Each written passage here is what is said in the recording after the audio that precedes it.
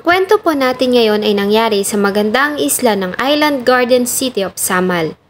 Dinadayo ang lugar dahil sa magaganda nitong mga tourist destination tulad ng Puting Bato, ang malawak nitong white sand ng mga dalampasigan at malalaking kabibi ng Adicor. Ganon din ang malamig na tubig na nagmumula sa itaas ng Hagimit Falls at ang sikat nilang Guinness Montfort fruit bats. Ang kanilang matatamis na mangga at ang sikat na samal munggo at iba pang mga delicacies. Noong 2017 ay isang balita ang nagbigay ng luha sa mga igakos. Ito ay ang naging kamatayan ng isa sa mga itinanghal na beauty queen sa kanilang idinaos na mutya ng Samal noong 2016. Samahan niyo po akong alalahanin ang naging masakit na katapusan sa buhay at pangarap ni Kimberly Buston Otida sa kamay ng lalaking kasabay niyang lumaki, nakasama sa masasayang laro noong kanilang kabataan, nakasama niyang umakyat ng mga puno at manghuli ng tutubi sa kanilang mga bakuran.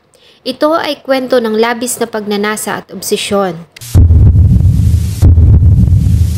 Bago ko po simulan ang ating story, sa mga bago po sa channel ko, please hit the subscribe button at pakipindot na rin po ang ating notification bell para ma-notify kayo sa mga bago nating upload na videos. Noong July 19, 2017, ay nakatanggap ng report ang tanggapan ng kapulisan ng Kaputian Police Station sa Island Garden City of Samal dahil sa natagpuang wala ng buhay na katawan ng isang babae sa madamo at maputik na bahagi ng Barangay Adicor, Kaputian District.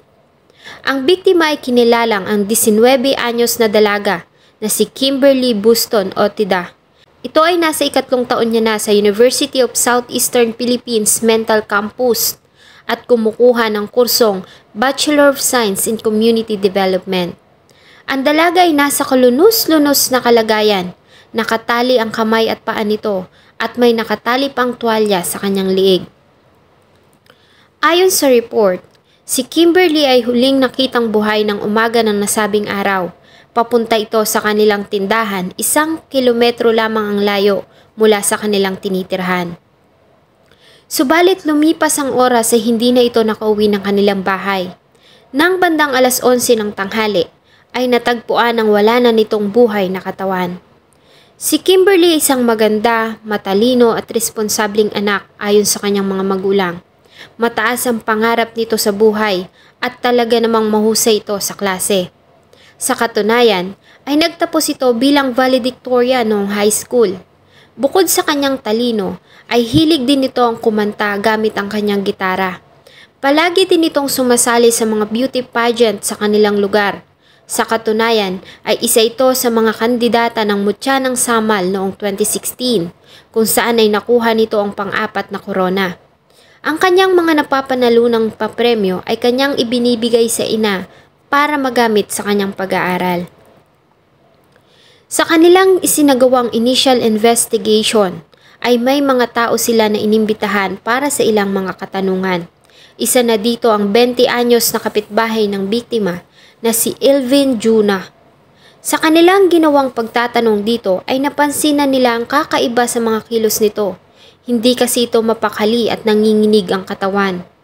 Mas lumakas pa nga ang kanilang hinala nang mapansin nila ang mga galos at bakas ng kalmot nito sa braso at mukha.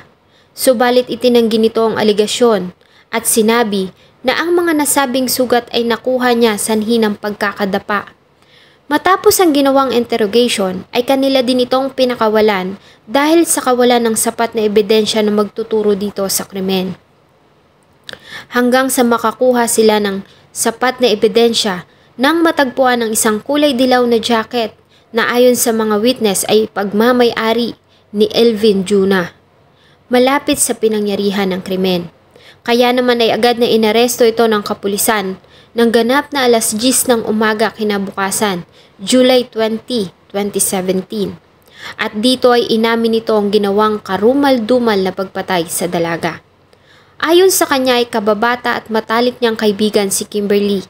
Mabait ito at maganda, kaya naman ay nahulog ang kanyang loob sa dalaga.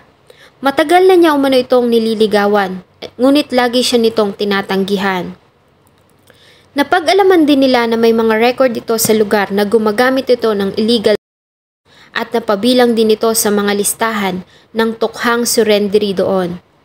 Samantala, sa isinagawang medico-legal examination sa katawan ni Kimberly ay napag-alaman nila na ito ay namatay sanhi ng labis na pagdurugo nito sa tiyan. Ito ay dahil sa malalakas na suntok na kanyang natanggap sa kanyang sikmura. Na-damage siyang atay nito na siyang naging dahilan ng kanyang kamatayan. Nakita din sila ng mga senyales na ang biktima ay nakaranas ng panggag. Si Alvin Juna ay sinampahan ng kasong pagpatay at pansamantalang ikinulong sa Kaputian Police Station habang hinihintay ang gaganaping inquest proceeding. Subalit noong July 24, 2017, ilang araw matapos na ito ay maaresto, ay napabalita ang pagkamatay nito. Ayon kay Superintendent Noel Asumin, ang police chief ng Igacos, ay dadalhin sana nila ang suspect sa hospital matapos na magreklamo ito dahil sa matinding sakit ng tiyan. Nang bandang alas 4:30 ng madaling araw. Ngunit nagawa nitong matanggal ang kanyang posas gamit ang isang wire at sinubukan nitong agawin ng baril ng escort na pulis, kaya naman ay nabaril ito sa kanyang ulo. Sinubukan pa nila itong dalhin sa ospital, ngunit diniklara ito ng emergency doctors doon na wala ng buhay upon arrival dahil sa natamo nitong tama ng baril sa kanyang ulo. Na-recover sa kanya ang maliit na piraso ng wire na hinihinalang ginamit nito para maalis ang lock ng kanyang posas. Si Kimberly ay nag-iisa lamang na anak ng kanyang mga magulang, kaya naman talagang sobrang sakit para sa kanila ang nangyari sa anak. Isa lagi akong anak, sir. Sus, isa lagi. Namanan may ko. Sana po ay nagustuhan nyo ang isa na namang kwento na akin pong ibinahagi. Marami pong salamat sa inyong patuloy na pagtangkilik ng akin pong mga videos. Huwag nyo pong kalimutang mag-iwan ng saloobin at suggestion sa atin pong comment section. Thank you so much po and see you in my next video.